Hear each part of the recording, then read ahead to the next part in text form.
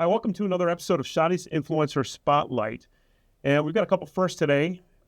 We've got a couple members of the home team, which I've never done before, and two members of the esteemed Raymond James Investment Bank. By way of introduction, Michael Shodroff, I'm the Alex Brown side of the Raymond James complex, private wealth advisor with a focus on business owners and exit planning.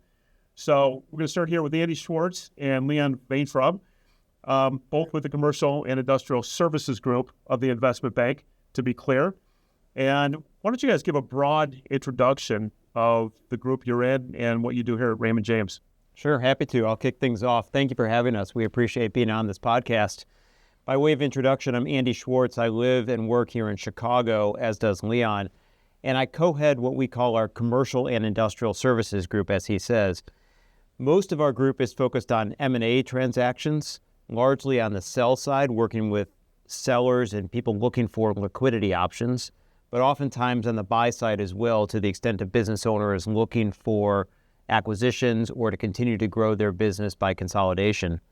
In terms of strategy and in terms of industry focus, what commercial and industrial services means is a range of field-based labor models. More specific than that, I spend my time on facilities and industrial services, businesses that focus on HVAC or restoration, plumbing, fire and life safety, landscaping, janitorial, and other cleaning services.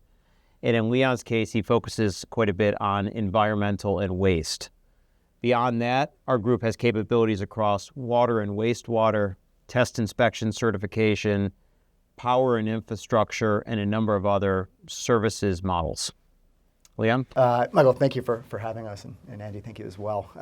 Leon Vaintraub, I'm a director in our Commercial and Industrial Services team. I helped Andy start the team about 5 years ago. As you mentioned, we work on labor-based business models. I think the common underpinning across all these different subsectors is blue-collar business services, guys wearing hard hats, reflective vests, steel-toed boots, and doing real work in real environments. And I like to say they're making real money. But these tend to be very durable businesses, tend to be a little bit more insulated from some of the macro environment that we read about in the news and see as it relates to DOGE and supply chain and inflation. And so we've seen a lot of investor interest in this sector, and that's helped us start this group, harness that interest, and bring capital into the sector. It's been a very busy couple of years, and we're happy to sit here and talk to you about it. Awesome. So, a big part of the reason I came over from UBS a year ago was because of the platform we had on the investment banking side and my ability to continue to work with business owners and deliver a lot of times an internal partner, to have a first conversation with them as they go down the path of exploring an exit. Andy, why don't you talk a little bit about the broader investment bank? I know it to have about 700 people. It's a fairly dominant firm in the lower middle market. Why don't you talk more about our capabilities and quite frankly, what brought you here, because you've been other places, and tell me about why you came here and also your experience at Raymond James too, along with that answer. Sure. Well, one of the things Raymond James Investment Bank prides itself on is industry expertise. Our clients want to know that we are an inch wide and a mile deep in their sector or their subsector, even more specifically. They want to know that we know what drives value in their sector, what detracts from value, importantly, in their sector. They want to know that we have relationships in their sector. And that's what we pride ourselves on as investment bankers, is knowing the industries in which our clients operate in super well. And that is not always the case across other investment banks. And part of the reason I came over to Raymond James is because I recognized that sector expertise is really core to our investment banking function. Across the broader investment bank, you're right, we have hundreds of professionals all over the globe.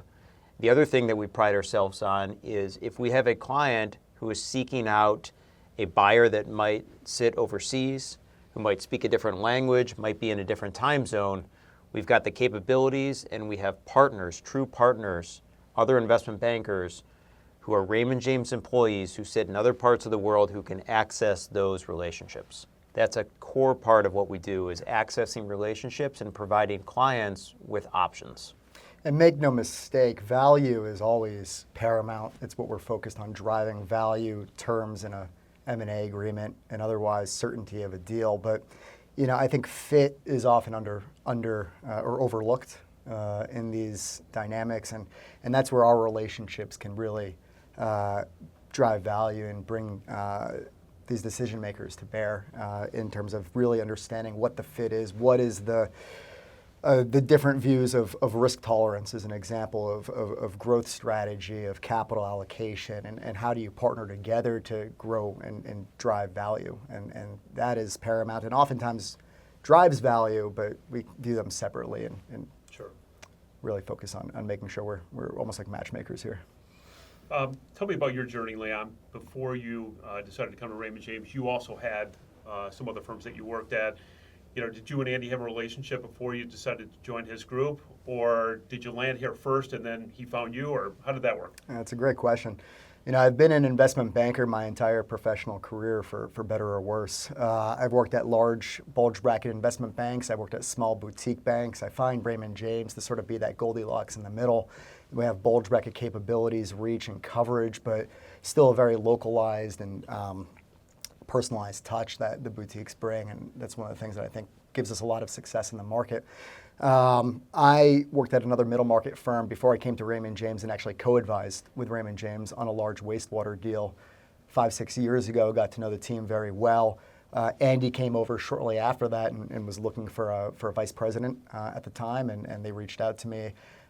Made me an offer I couldn't refuse, and like the good investment banker I am, I could sense a good deal when I saw it, and came over, and it's been a fantastic ride ever since. And we started with just the two of us 5 years ago, and now we've grown to be the largest subsector of the second largest sector at the within industrials, and perhaps the largest one day. So it's been a fantastic ride, but I think we're just getting started. Part of the art of investment banking is relationship building, which we did many years ago as he was making the decision to come over to Raymond James. And it's about being sure that we have people on our team who we are developing over time, and people that our clients are comfortable interacting with and who can be comfortable that they're getting good advice from. And that's a lot of what Leon brought to our group many years ago. And it's important that as we grow as a group, we are growing our banking professionals as well. Sure. That's important. It's an important element to client service, much like it is in your business. Of course. Investment banking largely built on relationships. You mentioned it a second ago. But when you think about sourcing deals, I would imagine a lot of those come from your relationships. But I think what's different here to me is the channel, the advisor channel, and how many advisors like me are focused on business owners. One, where do you guys source deals? Where do most of your transactions come from? And then two, do you find wealth advisors like me are becoming a decent source, maybe not as reliable as you'd like, but a source of deal flow for you? Absolutely. Part of why I work at Raymond James, and I'm sure why you work at Raymond James, is access to the wealth advisor network, because we really do work hand in glove. I just closed a deal very recently that was referred by a wealth advisor, and that's become a very important referral channel for both of us. Your business, if you think about it, is not all that different than our business, which is to say your business is focused on starting with a client's objectives. They might be different objectives than they have when they call us as investment bankers, but your clients are calling you and you're talking about their holistic objectives, much like they are when they call us. They're calling us and saying, I'm thinking about liquidity, but it might be a few years off. I'm thinking about a minority transaction so I continue to grow the business over time. I'm thinking about a public market exit, and we can be helpful with that. But either way, it all starts with a business owner's objectives. You frame those, and we frame those. Sure. I think fundamentally our jobs are actually quite similar. People think that M&A is this big, complex animal that's difficult to navigate and execute, and it is. But when you boil it down at its crux, it's really a people-driven business, much like wealth advisory is. We're providing advice to people so they can achieve their personal and professional goals. More broadly, I think the fact that we have access through you to this fantastic network of business owners is so strategic in this market. Taking a step back, private equity firms have really permeated business ownership over the last 20 or 30 years. We've seen that values have come up, which is great, especially for business owners that want to sell. but it's also harvested returns, especially away from other private equity firms. Sure. And so now you have a whole class of private equity firms that are very skeptical about buying businesses or investing in businesses that have already been owned by other private equity firms. They much prefer to invest with business owners that are looking for estate planning, growth capital, or a variety of other reasons that we can cover.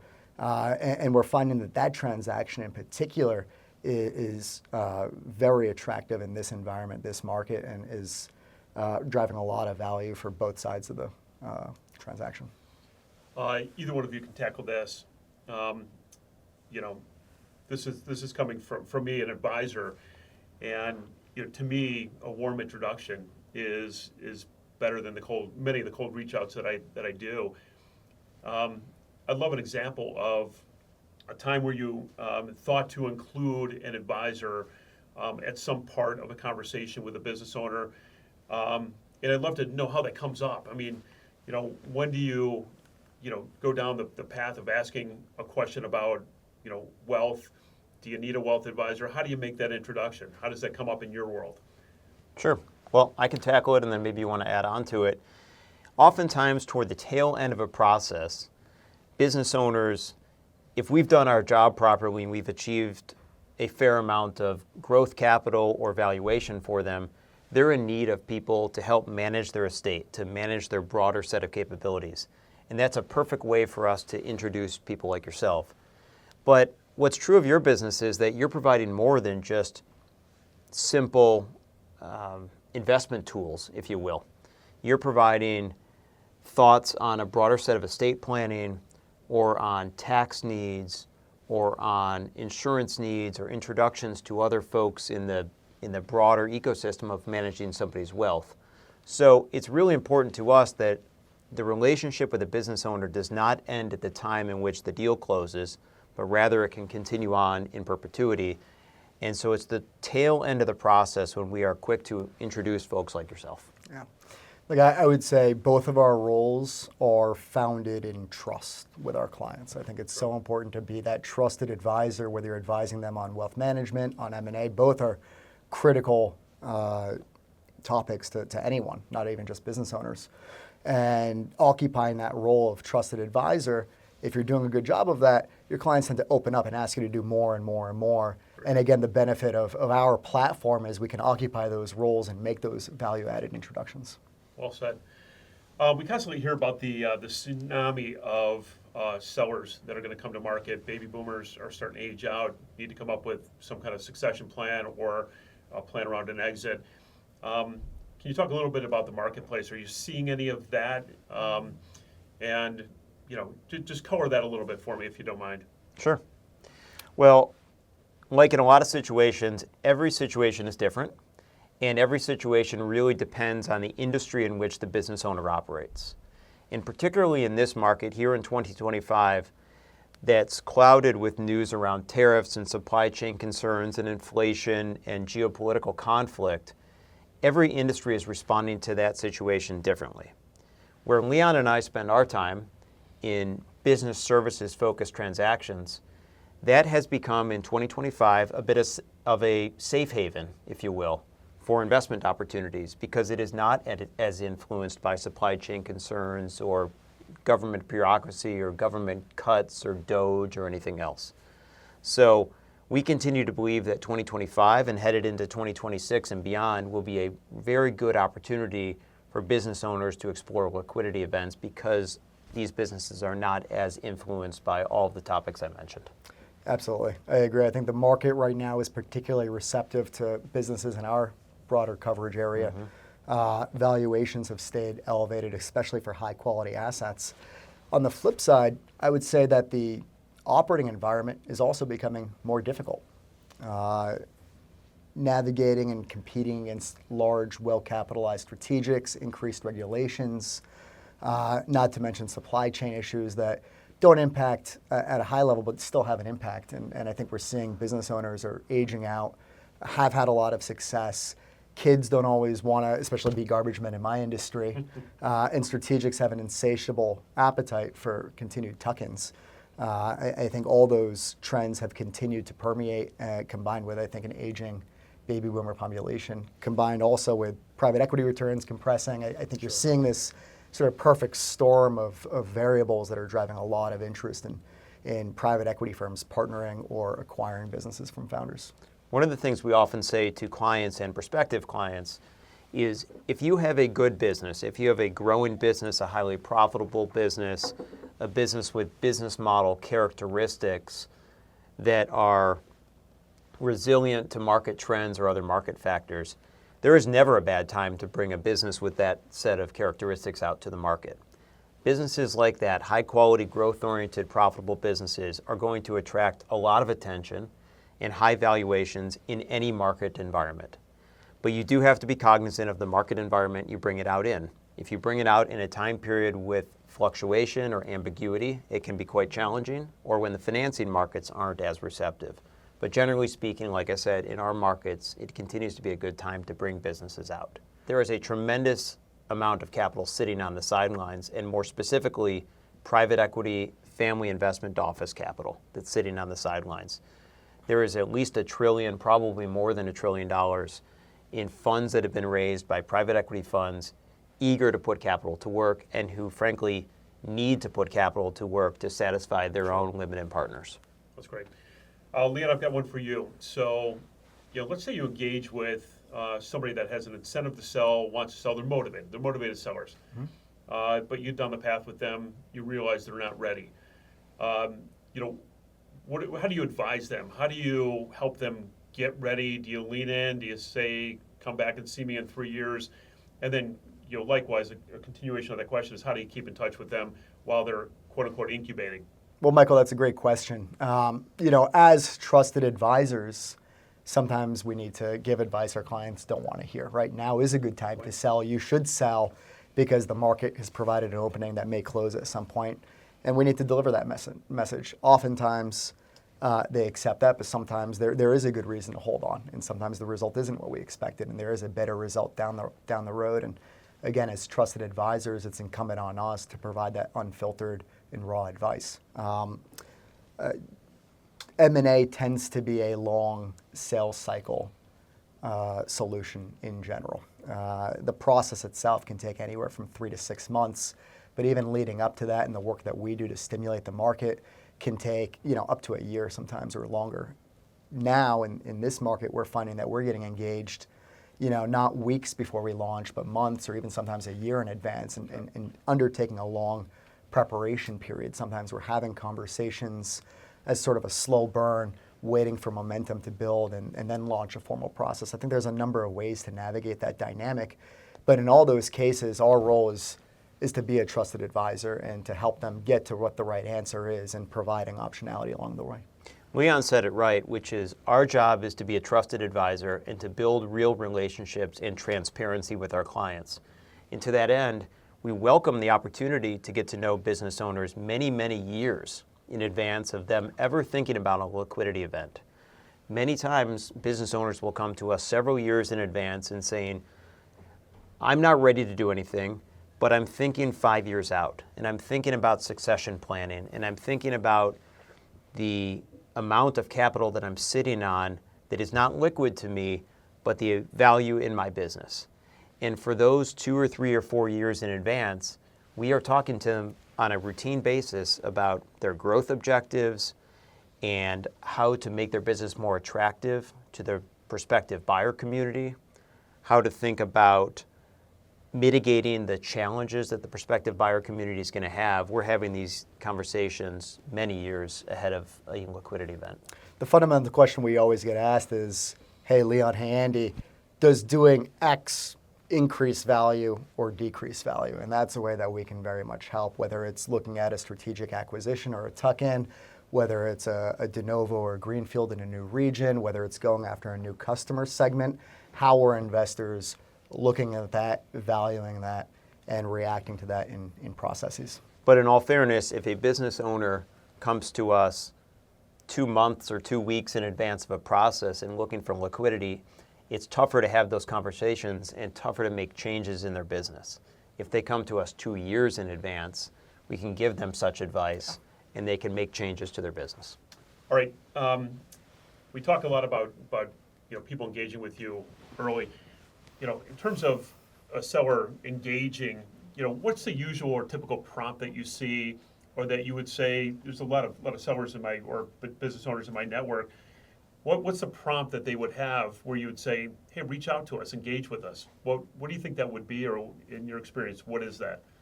Well, oftentimes business owners see one of their peers that sold the business, or one of their peers that took on private equity capital, or somebody that's outpacing their own growth in their business. And that is oftentimes a prompt to give one of us a call, or to get introduced through you, to have this conversation, to start having this conversation around, how do I grow my business such that I'm more attractive as a potential liquidity event down the road? But it usually has to do with the state of the M&A market, or what they see publicly or in the news. I think there's a number of personal considerations that pop up as well. And usually, if you're in growth mode and looking for growth capital, usually there's a strategic option that presents itself, whether it's an acquisition or in some use of capital that will drive an attractive return in the business, and we can help them connect with those capital providers. Or maybe it's estate planning. Sure. And an understanding of getting ahead of this, right? Entrepreneurs tend to be very forward-looking and thoughtful with their businesses, and to the extent that they're doing that with their personal finances, I think that dynamic together allows us to come in and provide that advice, in advance. One thing I've seen numerous times are business owners that get reach outs all the time. Obviously, private equity, family office buyers. There's so many different buyer channels at this point. They'll go shotgun approach, and they're reaching out regularly. So if I'm a business owner, I'm running a decent business, I've got a nice safety net, or I think I have a safety net, because these people are reaching out all the time. I think I can hit a bid and everything's going to be pretty rosy. They're going to give me the multiple I think I'm going to get. That's not usually the case. Somebody that's that confident and thinking about going down the path without an investment banker, what advice would you give them? I'll say that when you interact with capital providers, their job is to make you like them. And so oftentimes there is, not necessarily a false sense of comfort, but that is a dynamic that can happen as a result. And that's where our relationships become very valuable, and we can bring those to bear and really understand, okay, what is the interest level, what's driving that interest, and how to compare that against other opportunities. That's where we can come and help validate whether that interest is real, and help these business owners make better decisions as a result.